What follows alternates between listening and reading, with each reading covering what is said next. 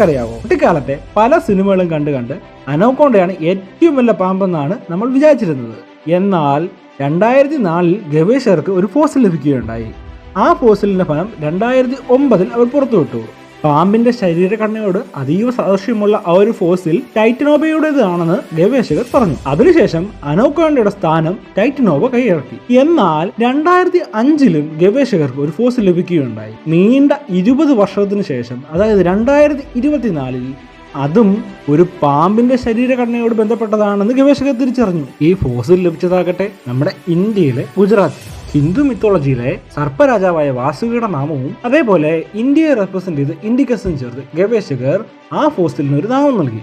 അതാണ് വാസുകി ഇൻഡിക്കസ് എന്ന് പറയുന്നത്. കറന്റ്ലി ഏറ്റവും വലിയ നാഗം എന്ന റെക്കോർഡ് വാസുകി ഇൻഡിക്കസിനാണുള്ളത്. വീഡിയോ ഇഷ്ടമായെങ്കിൽ ലൈക്ക് ചെയ്യാനും ഇതേപോലുള്ള കൂടുതൽ കണ്ടന്റ്സിന് വേണ്ടി ചാനൽ സബ്സ്ക്രൈബ് ചെയ്യാനും മറക്കരുത്.